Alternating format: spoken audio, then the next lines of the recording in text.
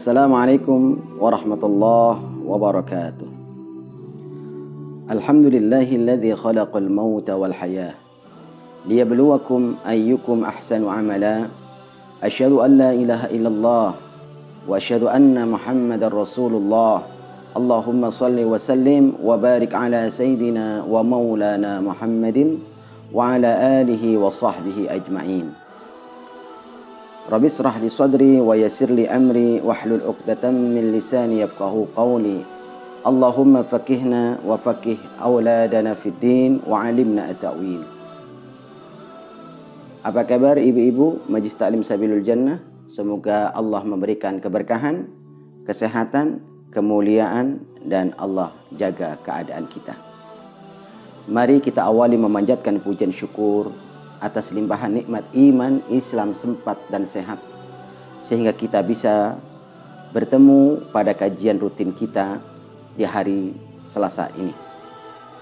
Kemudian salawat dan salam semoga terlimpahkan bagi baginda Rasulullah Sallallahu Alaihi Wasallam. Semoga kita menjadi hamba Allah yang mampu mengikuti petunjuk dari Allah dan Rasulullah Sallallahu Alaihi Wasallam. Kajian kita berkenaan dengan mencari ridho Allah Subhanahu wa ta'ala. Seperti dalam muqaddimah kutipan ayat Al-Quran, Alladzi khalaqal mauta wal hayah liyabluwakum ayyukum ahsanu amala. Dialah Allah yang menciptakan kematian, kehidupan, untuk menguji kalian siapakah yang paling baik amal perbuatannya. Ibnu Katsir dalam tafsirnya beliau menjelaskan, siapakah yang lebih baik adalah mereka yang lebih ikhlas di dalam beramal. Kemudian dituntut amalan itu sesuai dengan ketentuan Allah dan Rasulullah Sallallahu Alaihi Wasallam. Maka kami mengajak kepada ibu-ibu, perhatikan firman Allah yang memerintahkan kepada kita untuk bertakwa. Ya ayyuhalladzina amanu taqullah wal tanzur nafsum ma qaddamat lighad wattaqullah innallaha khabirum bima ta'malun. Wahai orang-orang yang beriman, bertakwalah kepada Allah. Dan hendaklah setiap diri memperhatikan apa yang telah dikerjakannya untuk hari esok atau hari akhirat. Bertakwalah kepada Allah. Sesungguhnya Allah Maha mengetahui apa yang kalian kerjakan. Pada surah Al-Hasr ayat 18 ini sangat jelas menjelaskan kepada kita memperhatikan perbuatan amaliyah yang sudah kita lakukan. Paling tidak menjadi ukurannya, apakah yang kita lakukan benar-benar ikhlas? Apakah sudah sesuai dengan ketentuan Allah dan Rasulullah? Ini menjadi tolak ukur diterima tidaknya amalan seseorang. Tentu amalan yang dilakukan oleh seorang mukmin atau mempunyai iman. Di dalam surat Al-An'am ayat 162, Allah Subhanahu wa ta'ala berfirman, Qul inna salati wa nusuki wa mahyaya wa mamati lillahi rabbil alamin. Katakanlah Muhammad, sesungguhnya salatku, ibadahku, hidupku dan matiku hanyalah untuk Allah Tuhan semesta alam. Ini adalah ikrar yang sering kita baca di dalam mengawali salat kita, yaitu bacaan iftitah. Apakah kita sudah benar-benar menjalani hidup ini? Kita sikapi dengan mencari ridhonya Allah Subhanahu wa ta'ala. Ataukah kita masih mencari pujian dari manusia? Bila mana sesuai dengan ketentuan dari Allah dan Rasulnya menjadikan amalan itu diterima karena diiringi dengan keikhlasan karena Allah Tuhan semesta alam.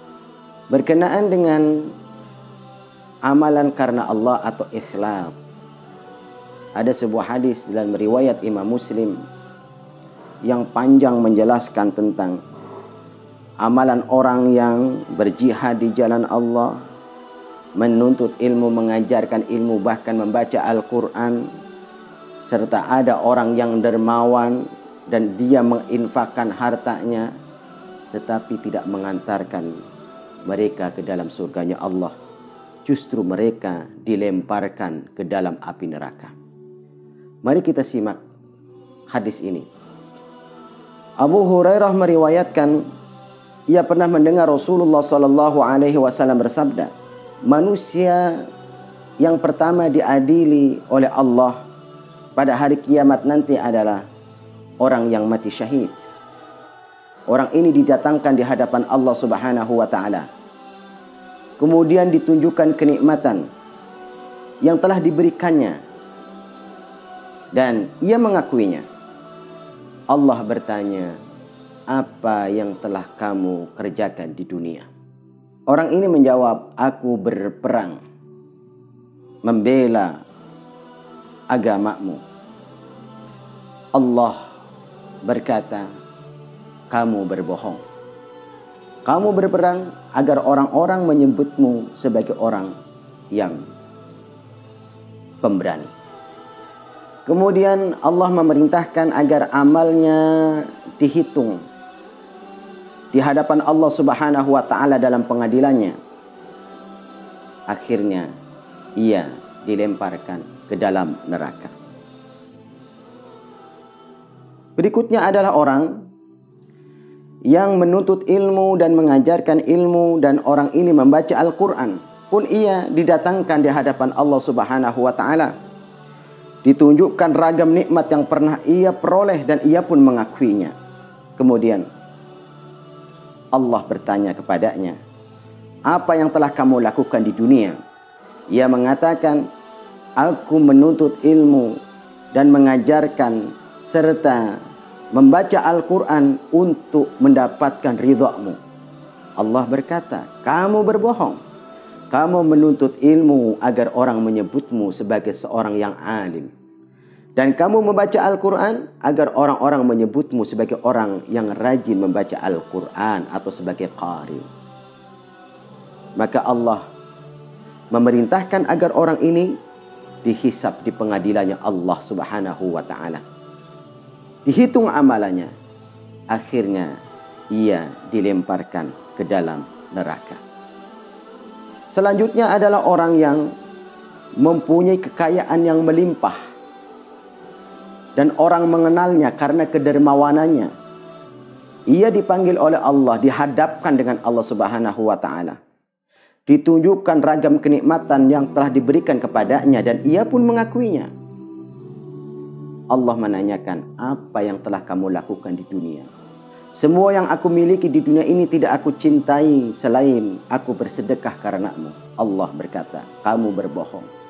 Kamu bersedekah agar orang-orang menyebutmu sebagai seorang yang dermawan dan baik budi. Orang ini pun akhirnya diperintahkan oleh Allah, ditimbang amalan perbuatannya di pengadilan Allah, dan akhirnya ia pun dilemparkan ke dalam neraka.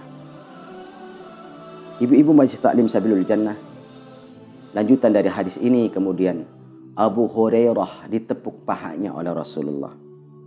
Baginda Rasulullah SAW bersabda, wahai Abu Hurairah, mereka adalah manusia yang pertama merasakan panasnya api neraka Jahannam. Coba kita lihat, mati syahid, berperang di jalan Allah, menuntut ilmu, mengajarkan ilmu, dan membaca Al-Quran. Dan ia ada juga orang yang dermawan, bersedekah di jalan Allah, kata mereka. Tetapi itu tidak mengantarkan mereka mendapatkan surga. Karena apa? Hati mereka tidak diiringi dengan lillah, karena Allah Subhanahu wa Ta'ala.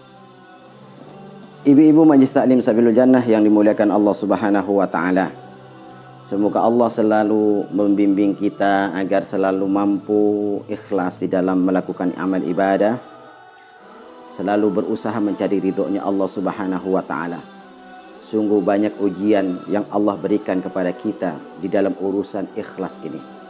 Terkadang kita mendapatkan persinggungan dari kawan sepermainan, kawan satu majlis taklim. Ini kadang menguji kita. Kita dituntut ikhlas. Ikhlas itu kemudian menjadi diri yang sabar, ridho. Seperti kita sekarang ini ridho terhadap ketetapan Allah.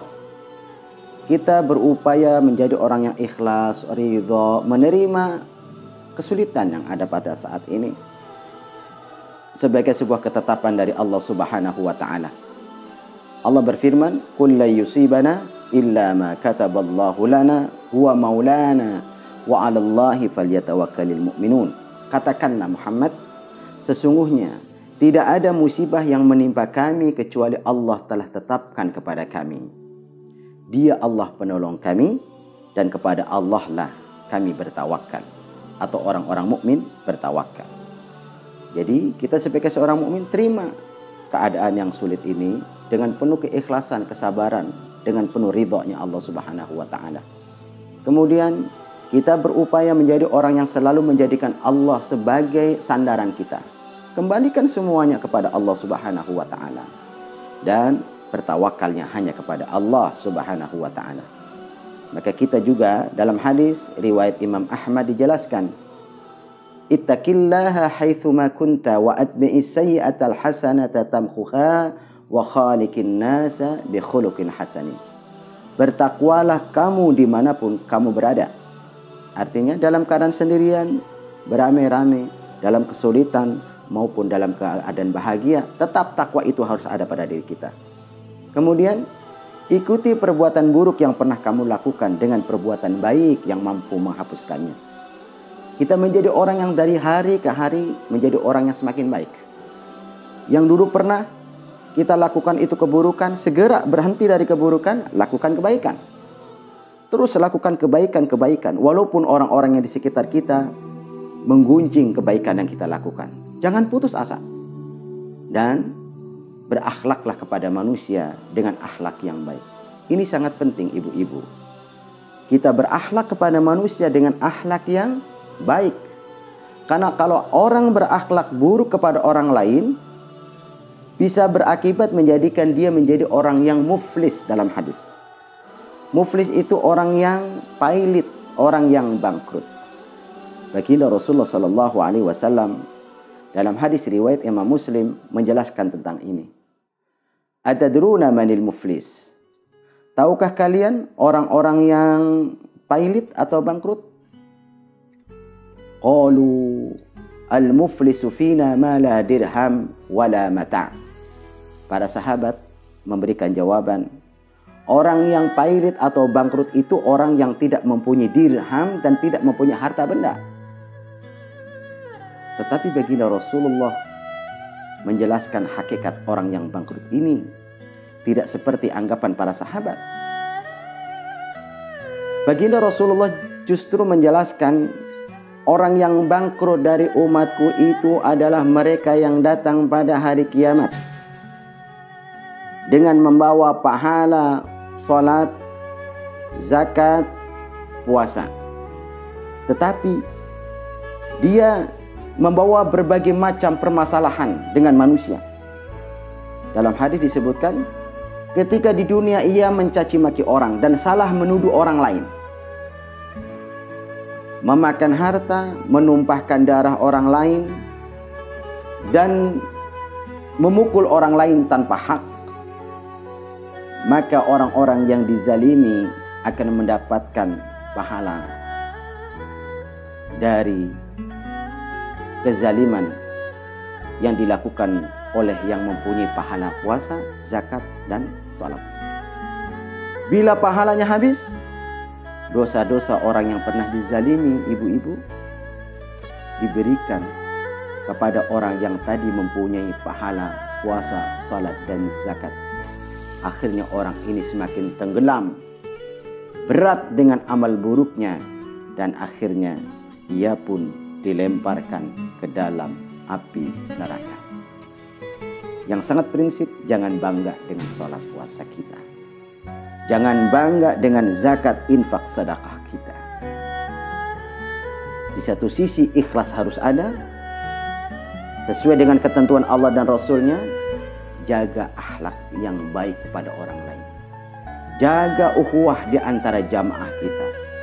Jaga persaudaraan di antara keluarga kita dan lingkungan kita.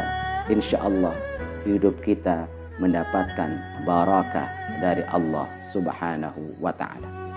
Akhirnya mari kita memohon kepada Allah Subhanahu wa ta'ala. Semoga Allah Subhanahu wa ta'ala menjadikan ibu-ibu Majlis Taklim Sabilul Jannah beserta keluarga selalu mendapatkan rahmat dan barakah dari Allah. Selalu mampu melakukan amal ibadah dengan ikhlas. Selalu berupaya mencari ridhonya Allah Subhanahu wa ta'ala. Dan kita pun selalu bermajlis ilmu sehingga apa yang kita lakukan sesuai dengan ketentuan Allah dan Rasulullah sallallahu alaihi wasallam. Allahumma shalli wa sallim wa barik ala sayyidina wa maulana Muhammadin wa ala ali sayyidina Muhammad. Ya Allah, ya Tuhan kami yang Maha Pengasih, yang Maha Penyayang. Engkau adalah Maha Pengasih dan Maha Penyayang yang tidak pernah pilih kasih.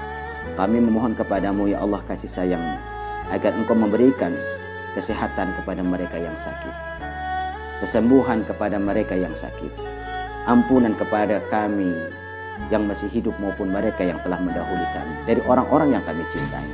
Dan berikanlah kepada kami ya Allah rahmat-Mu, ampunan-Mu, dan tunjukkan kepada kami selalu jalan yang lurus, jalan yang penuh nikmat, rahmat. Bukan jalannya orang-orang yang tersesat dan bukan jalannya orang-orang yang Engkau laknat. Jadikan kami termasuk hamba-Mu yang pandai bersyukur atas nikmat-Mu ya Allah. Dan jadikan kami termasuk Engkau jadikan kami orang-orang yang pandai berzikir menyebut nama-Mu. Serta kami mampu memperbaiki ibadah kami. Angkatlah derajat kami dan keturunan kami. Muliakanlah kami dengan keturunan kami. Dan berikan kepada kami rezeki yang halal, berkah, melimpah. Jadikan keluarga kami keluarga yang sakinah, mawaddah, warahmah. Dan keturunan kami adalah keturunan yang saleh dan salihah. Rabbana atina min ladunka rahmatan wa hayyi' lana min amrina rasyada. Rabbana hab lana min azwajina wa dhurriyyatina qurrata a'yun waj'alna lil muttaqina imama. Rabbana atina fid dunya hasanah wa fil akhirati hasanah wa qina adzabannar. Wa sallallahu ala sayyidina Muhammadin wa ala alihi wa sahbihi ajma'in walhamdulillahi rabbil alamin. Ibu-ibu Majlis Taklim Sabilul Jannah yang dimuliakan Allah, terima kasih atas perhatiannya. Mohon maaf bila ada hal yang kurang berkenan. Subhanakallahumma wa bihamdika asyhadu an la ilaha illa anta astaghfiruka wa atubu ilaik. Wassalamualaikum warahmatullahi wabarakatuh.